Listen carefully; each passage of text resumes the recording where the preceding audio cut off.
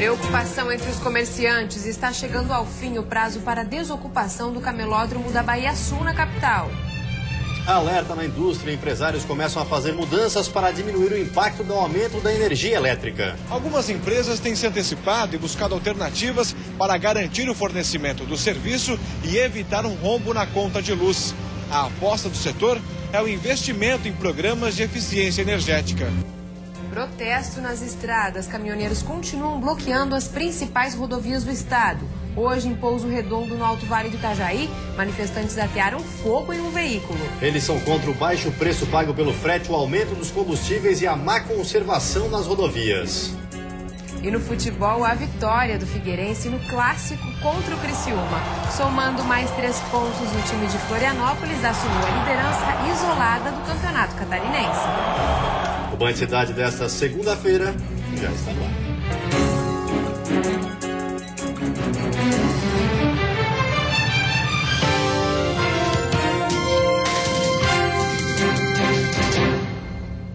Olá, boa noite. Boa noite. O bloqueio dos caminhoneiros em Santa Catarina já é registrado em 11 produção. Os prejuízos já começaram a aparecer. Sem matéria-prima, pelo menos 4 agroindústrias tiveram que parar a produção.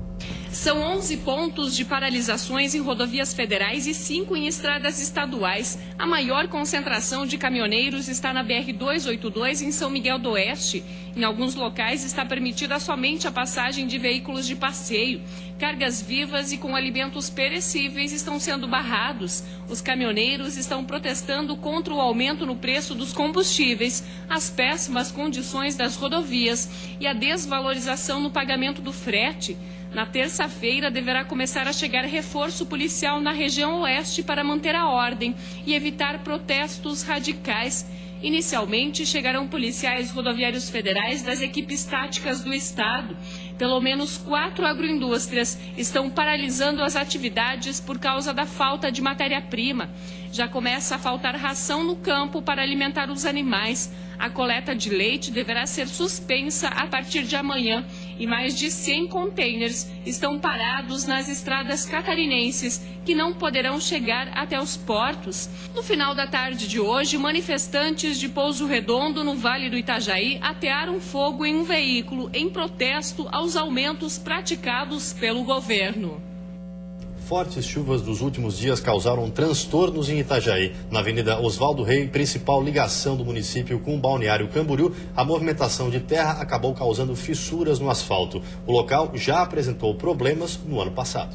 Esta foi a cratera que se formou em agosto do ano passado.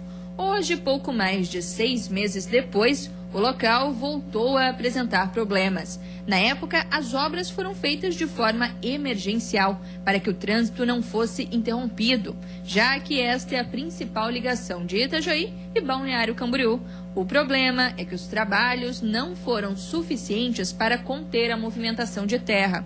Agora, um estudo mais detalhado deve ser feito. Desde que a gente fez esse reaterro, é que isso vem adensando, muito devagar. Mas dessa vez foi um pouco mais exagerado, por isso que fez com que a gente tomasse algumas decisões para fazer um estudo mais aprofundado do que tem que se fazer ali para que isso pare de adensar, pare de escorrer.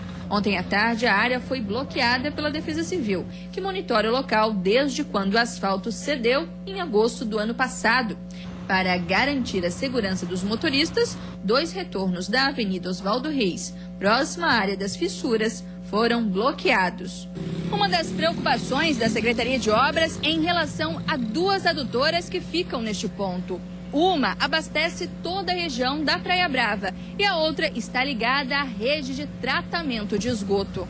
Uma possível troca de localização das adutoras está sendo estudada pelo SEMASA, o Sistema de Abastecimento de Água de Itajaí. Talvez seja o mais provável, justamente para que a comunidade não fique prejudicada, que o trânsito também não, já que o perigo do rompimento é justamente porque fica adensando, fica pesando em cima do cano e aí romper. Rompendo, não tem terra que vai parar, né? Vai levar tudo para baixo novamente.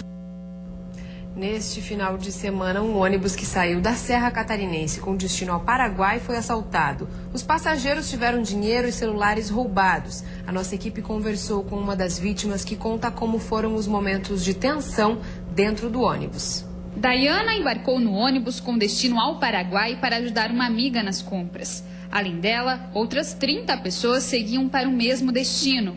A jovem conta que foi no meio oeste que os assaltantes pararam o veículo com um tiro. Quando me ajeitei para dormir, deu aquele barulho.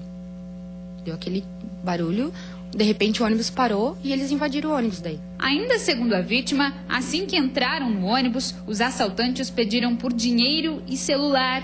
Um deles estava muito agitado e chegou a agredir um dos passageiros. Todos foram obrigados a tirar a roupa. Porque eles queriam dinheiro, porque o pessoal já tinha entregado dinheiro, né? Mas eles queriam mais dinheiro. Eu fui uma das últimas a tirar a roupa, porque eles estavam mandando, todo mundo foi saindo. Eles mandaram todo mundo ir pro bagageiro, a gente foi lá, ficou um calmo lá, cuidando da gente. Outros 2 disparos foram efetuados no interior do veículo. Dentro do bagageiro, as vítimas permaneceram por cerca de 40 minutos. Os assaltantes fugiram em seguida com o material roubado. Segundo a polícia, os suspeitos teriam cometido outro assalto. Um carro que estava indo sentido Nova Petrópolis, na BR-282, foi levado na fuga pelos bandidos. A polícia trabalha com a suspeita de que os assaltantes teriam seguido o grupo após uma parada que o ônibus fez em um restaurante em Erval Velho, no meio oeste, para jantar. A Delegacia de Investigação Criminal de Joaçaba é quem está cuidando do caso. Dayana ficou tão assustada com a ação dos bandidos que não pretende mais viajar de ônibus ao Paraguai. A jovem tenta agora esquecer os momentos de terror que passou. Pra lá eu não volto mais.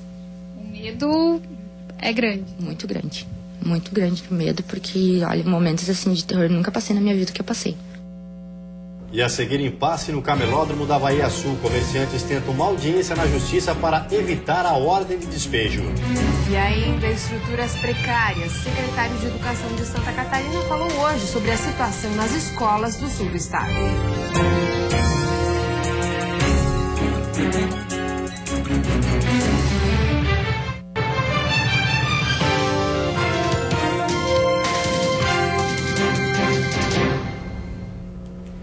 Os comerciantes do camelódromo Centro-Sul em Florianópolis estiveram reunidos no final da tarde de hoje com representantes da Prefeitura e da União. O objetivo agora é tentar uma audiência na Justiça até o fim dessa semana para evitar a ordem de despejo. Os mais de 150 trabalhadores do camelódromo estavam inseguros no início desta tarde. Eles têm prazo para desocupar o imóvel. Apesar de não ter como recorrer da decisão da Justiça, os comerciantes afirmam que vão lutar pelos seus direitos para permanecerem com o comércio no local. A gente pretende pedir, se a gente puder permanecer mais um tempo aqui, é o que a gente pretende, é permanecer nesse espaço. Porque em 98, quando a gente veio para cá, a gente não invadiu esse espaço. Esta comerciante está aqui há 17 anos, desde que o espaço foi cedido para os trabalhadores. Ela diz que os comerciantes estão unidos para reivindicar a permanência no camelódromo. Nós estamos dispostos, as 154 famílias, a lutar, né, até tiver uma resposta mesmo favorável, né?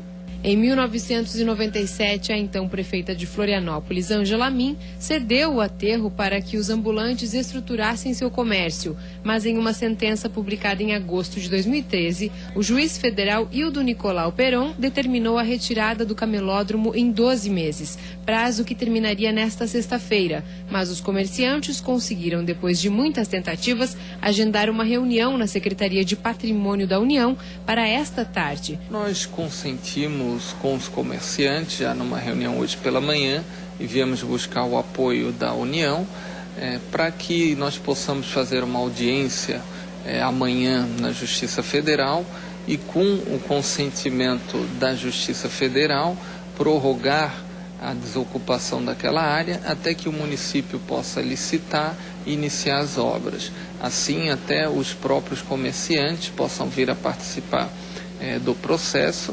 A partir de agora, os comerciantes esperam uma audiência de conciliação em caráter de urgência com o juiz federal para garantir a permanência no local até que o espaço, que é da União, seja contemplado com outro projeto.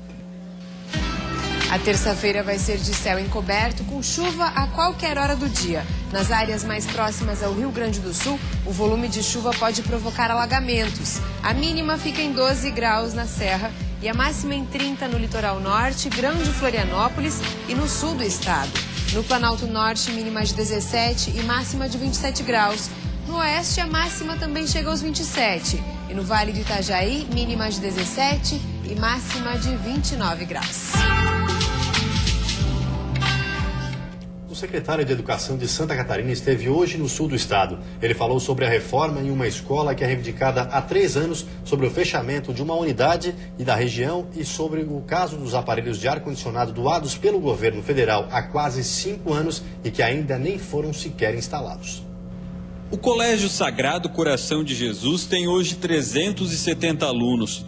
Todos precisam se deslocar de ônibus por cerca de 10 quilômetros para um espaço improvisado em uma outra escola estadual. Isso porque o colégio foi interditado há muito tempo. Já são quase 3 anos de completo abandono. O que não se perdeu com a ação do tempo foram vândalos que trataram de destruir. De toda a estrutura da escola, pouca coisa poderá ser aproveitada na nova construção. São coisas que, infelizmente,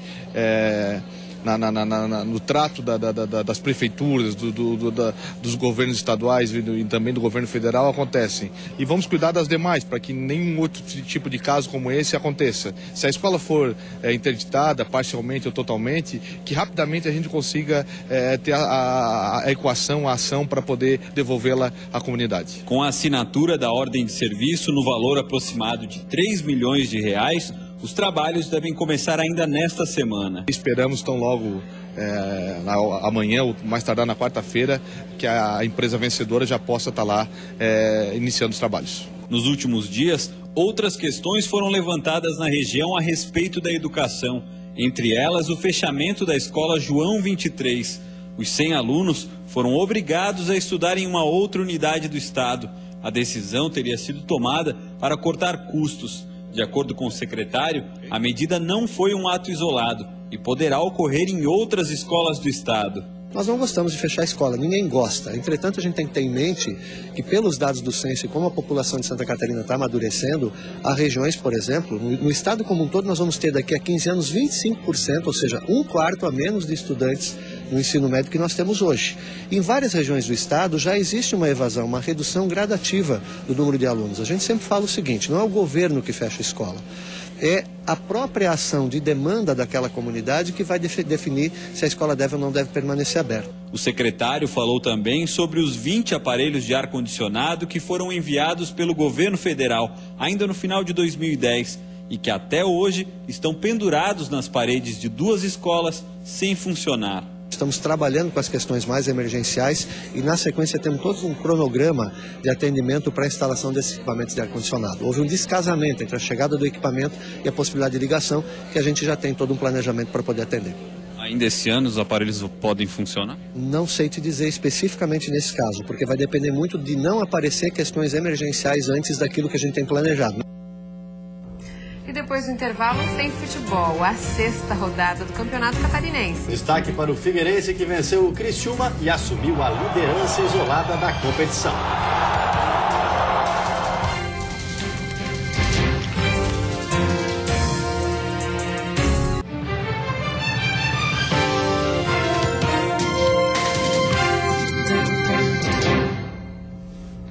E agora o futebol. Jogando em casa, o Figueirense venceu o clássico contra o Criciúma e assumiu a liderança isolada do Catarinense. Mas fora de campo, o assunto foi outro. Confira na reportagem de Eduardo Prestes.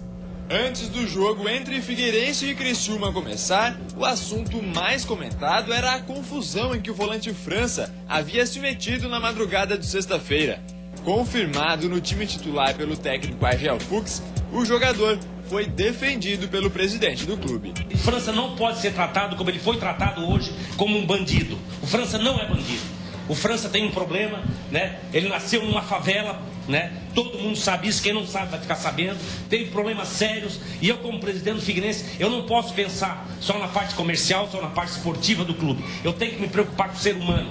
Dentro de campo, o duelo mais esperado era entre França e Kleber Santana. Mas com a bola rolando não deu nem tempo de ver quem sairia melhor. Com dores na coxa, o camisa 10 do Tigre deixou o campo com 17 minutos de jogo. Mal ele sentou no banco de reservas e o Figueira abriu o placar. Na verdade, o próprio Tigre abriu o placar. Afinal de contas, foi gol contra do zagueirão Fábio Ferreira. Melhor na partida era o Figueira quem criava as chances de gol, que no primeiro tempo, para falar bem a verdade, não foram muitas.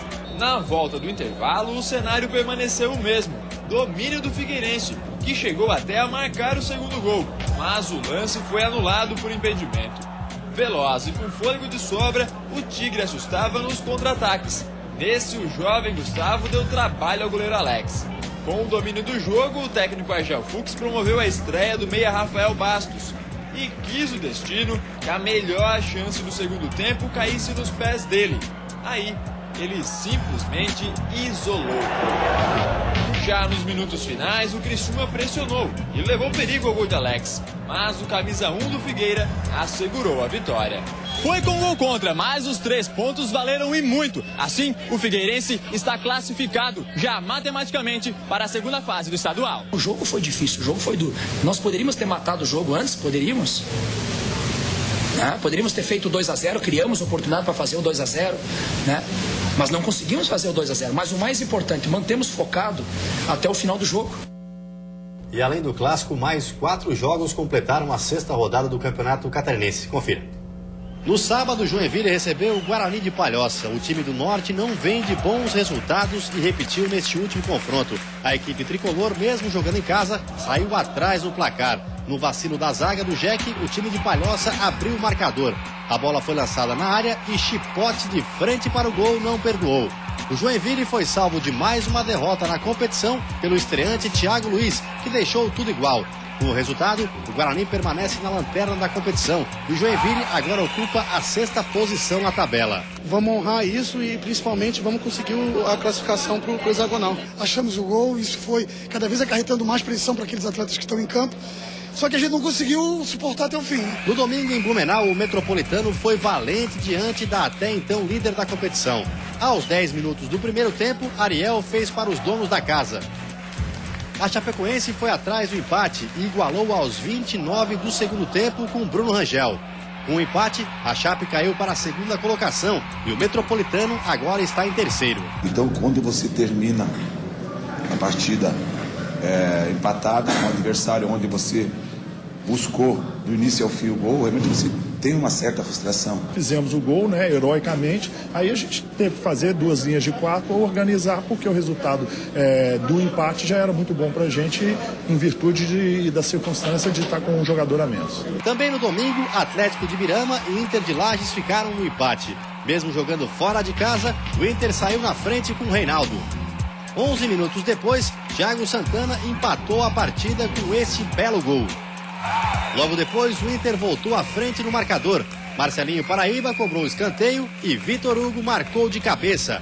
2-1 Inter de Lages. Na segunda etapa, Capa cruzou e Jean Carlos, que havia acabado de entrar, deu números finais à partida. 2-2. O Atlético se manteve na 7ª posição e o Inter logo atrás. Fechando a 6ª rodada, Marcílio Dias e Avaí. Um confronto para lá de disputado e com muitos gols, 7 ao todo. Em menos de 10 minutos, o Avaí marcou 2. E os 2 de cabeça em jogada de escanteio do zagueiro William Rocha. Com o apoio da torcida, o Marcílio pressionava o Avaí. Nos minutos finais do primeiro tempo, Atos colocou a bola na cabeça do zagueiro Rodrigo, que descontou. O gol de empate do Marcílio veio no segundo tempo. Pablo deu bela cabeçada, mas para o lado contrário. Resultado, gol contra e tudo igual. Com a vitória escorrendo pelas mãos, o Avaí viu a estrela de Anderson Lopes brilhar. O artilheiro do Leão no Catarinense fez logo 2, para não ter problemas. Aos 47, Wagner saiu mal e Schwenk diminuiu para o Marcílio. Placar final, Marcílio 3, Avaí 4. O Leão da Ilha, mesmo com a vitória, ocupa a incômoda vice-lanterna da competição. Já o Marcílio está em 5º. Eu acho que é um resultado importante, é uma vitória que nós vínhamos procurando desde que começou o campeonato. Infelizmente a bola não entrou no momento certo, tomamos 2 gols ali por uma vantagem individual, né, na marcação. E isso dificultou, mas a equipe mostrou novamente um poder de reação muito grande. O placar mais justo talvez poderia ser um empate. E a seguir as alternativas para amenizar a alta na conta da energia elétrica em Santa Catarina. A indústria deve ser o setor mais afetado pelo aumento e busca opções para reduzir o consumo.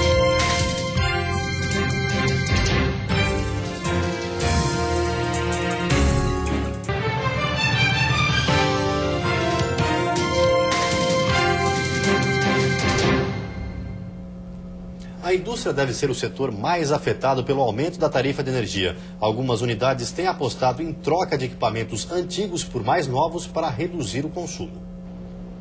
O aumento na tarifa de energia ainda é esperado. A previsão do Comitê de Política Monetária é que a elevação seja de aproximadamente 40%. Para Santa Catarina, a Agência Nacional de Energia Elétrica autorizou o reajuste da ordem de 22%.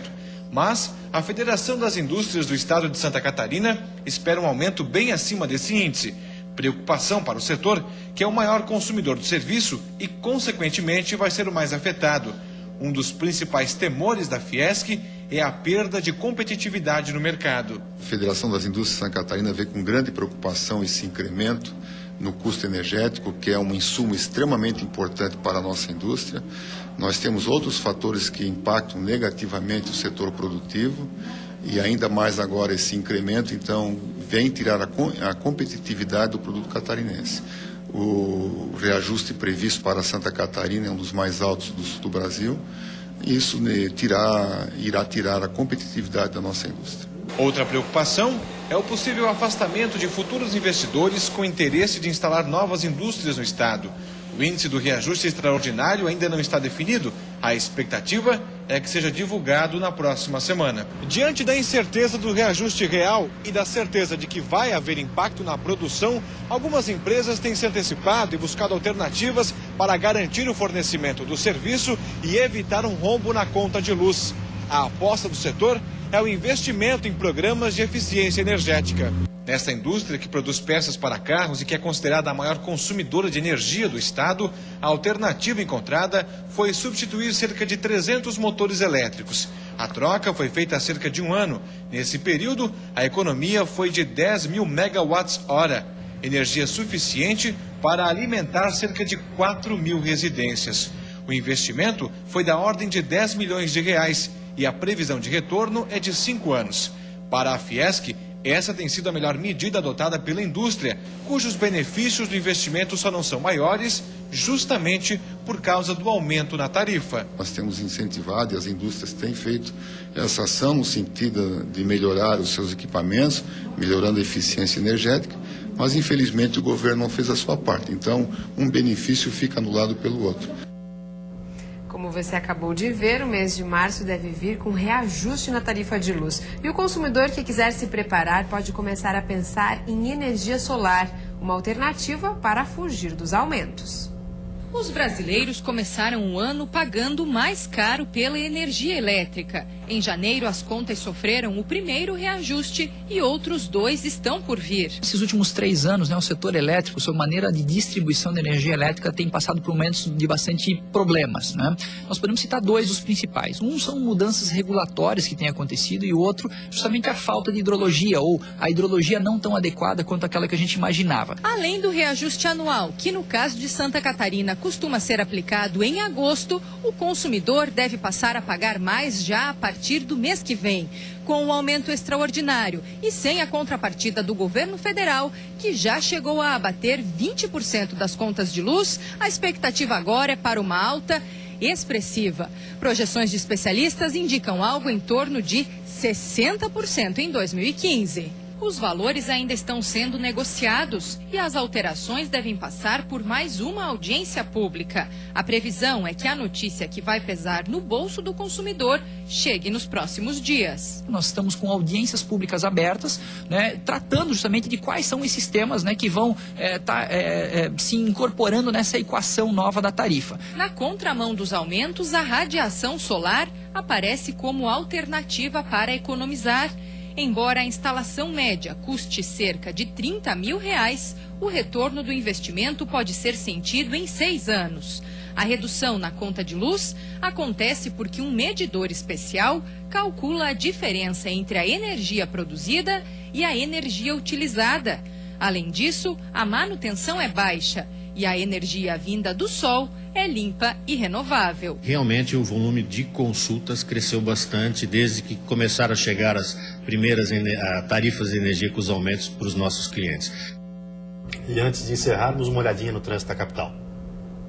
Aí você acompanha imagens ao vivo das pontes Colombo Salles e Pedro Ivo Campos. Movimento intenso nos dois sentidos, com maior lentidão para quem se dirige rumo ao continente. Agora, em Florianópolis, 28 graus.